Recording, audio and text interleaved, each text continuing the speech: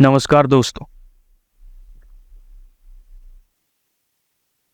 यूरोपीय संघ द्वारा जारी एक रिपोर्ट के अनुसार progressive party of Maldives (ppm) और पीपुल्स नेशनल कांग्रेस (पीएनसी) के सत्तारूढ़ गठबंधन ने 2023 राष्ट्रपति चुनावों के दौरान भारत विरोधी भावनाओं को उजागर किया और इसी विषय पर गलत सूचना फैलाने का प्रयास किया। मालदीव में यूरोपियन इलेक्शन ऑब्जर्वेशन मिशन (ईयूईओएम) ने पिछले साल 9 और 30 सितंबर को हुए 2 दौर के चुनाव पर मंगलवार को अपनी अंतिम रिपोर्ट प्रकाशित की। राष्ट्रीय अधिकारियों के निमंत्रण पर हिंद महासागर में द्वीप समूह राष्ट्र में 11 सप्ताह के लंबे अवलोकन के बाद यूरोपीय संघ (ईओएम) ने पाया कि पीपीएम-पीएनसी गठबंधन द्वारा चलाया गया अभियान राष्ट्र पर भारतीय प्रभाव की आशंकाओं पर आधारित था। रिपोर्ट में कहा गया है, ईयूईओएम पर्यवेक्षकों ने पीपीएम-पीएनसी की ओर से राष्ट्रपति के प्रति अपमानजनक भाषा के उदाहरण देखे हैं। यह कहा, उनके अभियान में भारत विरोधी भावनाएं शामिल थी जो भारतीय प्रभावों के डर और देश के अंदर भारतीय सैन्य कर्मियों की उपस्थिति के बारे में चिंता पर आधारित थी। यह विषय कई ऑनलाइन दुष्प्रचार प्रयासों का विषय था। यूरोपीय संघ मिशन ने नोट किया कि राजनीतिक और अभियान धन उगाने और वित्तीय व्यय में पारदर्शिता और प्रभावी निरीक्षण का अभाव है। ईयूईओएम ने सार्वजनिक सेवा मीडिया सहित मीडिया की राजनीतिक पक्षपात को भी दर्ज किया, जबकि सोशल मीडिया में सूचना हेरफेर के कुछ संकेत थे। उनकी रिपोर्ट में कहा गया है, दोनों खेमे नकारात्मक प्रचार में भी लगे हुए थे।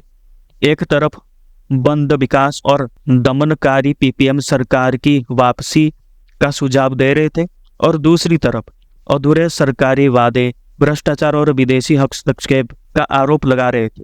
साथ ही उपस्थिति की अनुमति देने का आरोप भी लगा रहे थे।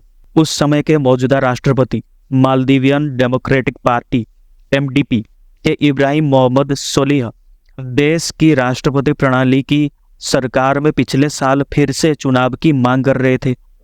विपक्षी पीपीएम-पीएनसी गठबंधन द्वारा समर्थित पीएनसी के मोहम्मद मुइज्जू ने उन्हें हराकर 54% वोटों के साथ चुनाव जीता।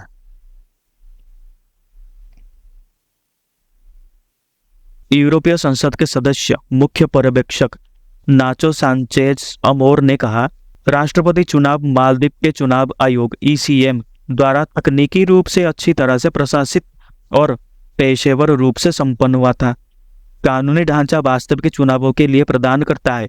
मतदाता और उम्मीदवार पंजीकरण समावेशी प्रक्रिया थी और 8 उम्मीदवारों की रिकॉर्ड संख्या पंजीकृत की गई थी।